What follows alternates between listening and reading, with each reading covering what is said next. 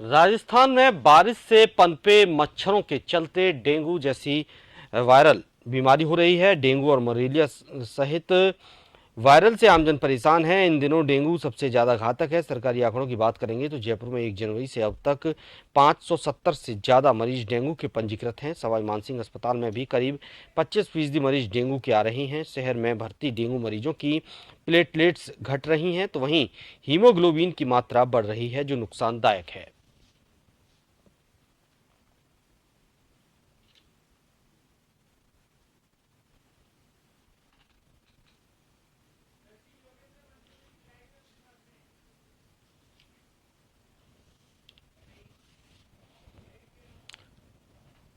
और ज्यादा जानकारी के लिए संवाददाता योगेंद्र पंचोली हमारे साथ जुड़े हुए हैं।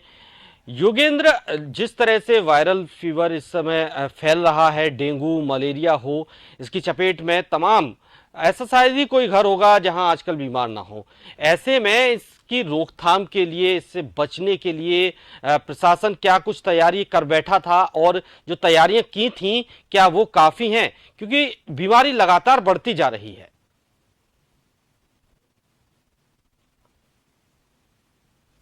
देखिए भानु, जिस तरह से बारिश का दौर चला, बारिश रुक जाती है और ये जी। जो सितंबर और अक्टूबर 15 अक्टूबर तक का जो समय होता है, ये जो मच्छर जनित बीमारियों का इसमें सबसे ज़्यादा प्रकोप होता है। मच्छरों से जो वेक्टर डिजीज़ हैं उनका खतरा बढ़ जाता है। खासकर डेंगू, मलेरिया, स्क्रब टाइफस, तमाम जो बीमारियां हैं वो लोग उसकी जद में आते हैं। लेकिन आंकड़े बता रहे हैं कि जिस तरह से डेंगू का जो डंक है लोगों के लिए घातक हो रहा है और धीरे धीरे इसके केसेस हैं वो बढ़ते जा रहे हैं। एसएमएस की ही अगर बात करें तो एसएमएस में अब तक यहाँ पर लगातार जिस तरह से मरीजों की संख्या में इजाफा देखने को मिल रहा है, और यही वजह है कि जो सीनियर डॉक्टर्स हैं वो भी ये चीज़ बता चुके हैं कि इस बार जहां लोगों में, मरीजों में डेंगू या मलेरिया होने पर प्लेटलेट्स की जहां कमी आ रही है, वहीं दूसरी तरफ जो प्लाज्मा, यहाँ से प्लाज्मा के में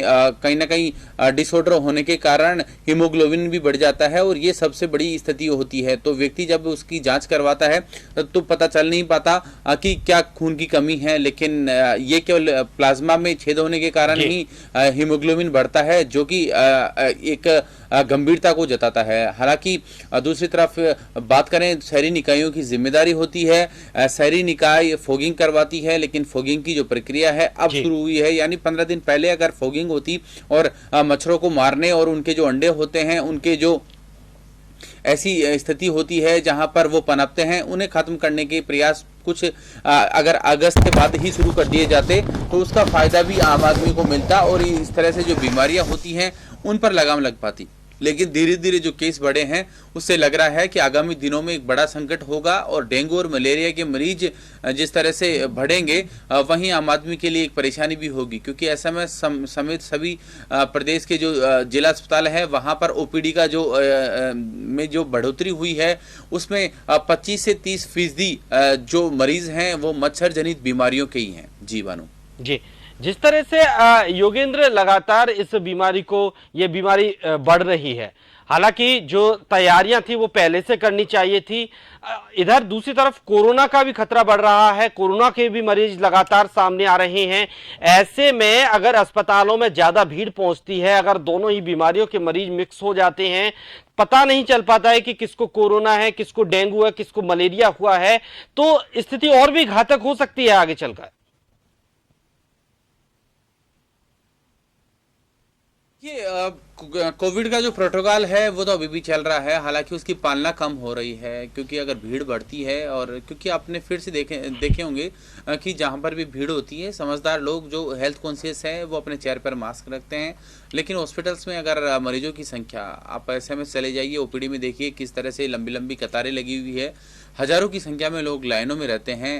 हर डिपार्टमेंट में इस तरह से भीड़ होती है कि मानो फ्री की कोई रेवड़ी मिल रही हो। लेकिन वो लोग प्रदेश भर से यहाँ पर इलाज कराने के लिए आ रहे हैं। जी। और यही वजह है कि कोविड की जो महामारी है अभी खत्म भी नहीं हुई है, वहीं डेंगू और मलेरिया अब लोगों पर कहर बरपा रहा है और ऐसा ही रहा और इस पर लगाम अगर समय रहते नहीं लग पाई भानु, तो आगामी दिनों में इसके परिणाम बहुत ही गंभीर होंगे। और क्योंकि पिछले साल सैकड़ों लोग डेंगू के डंक के कारण उन्होंने अपना जीवन खो दिया था, कई लोग काल के ग्रास बन गए थे, क्योंकि डेंगू सुनने में तो